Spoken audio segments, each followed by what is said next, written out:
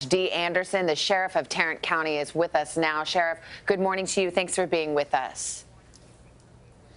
My pleasure. We've heard this report that it was actually a call to the Domino's Pizza that tipped off authorities to the location of Ethan Couch and his mom. Can you confirm that? Can you tell us any more? Well, that's a very oversimplification of what happened. We had a lot of work going on, a lot of old-fashioned police work going on.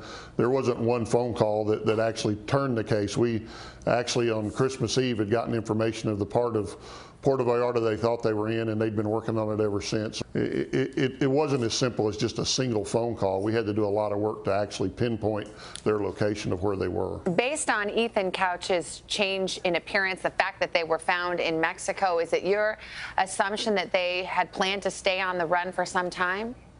I believe so. I believe that they were planning a long-term disappearance. I don't think there was any intent for them to come back, because they knew as soon as they returned to this country and were located that they would both be arrested. So I think it was a long-term intention. I don't know how far out in advance they planned. And here you have Ethan Couch's mother now presumably going to be charged. I think the DA said that the charge could carry up to 10 years in prison. So there's a certain irony that she ultimately might face more time in jail than her own son.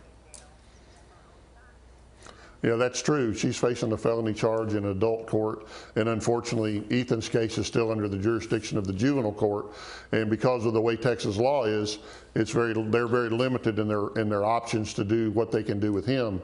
What we hope to happen is that he will also get his case transferred into an adult court here very shortly, and then at least he can do some jail time, and then he will hopefully be placed on a very, very intense probation with much more supervision than he had when he was on probation as a juvenile. Before I let you go, I know you've been on this case since the beginning, investigating the drunk driving accident that killed 4 people and really injured another person.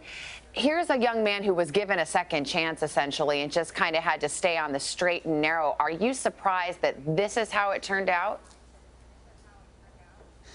Not at all. I said 2 years ago, when he didn't receive any significant sentence, I said 2 years ago that we weren't through with him and we'd see him back in the criminal justice system. And as I've said many times, I hate to say I told you so, but I told you this was going to happen.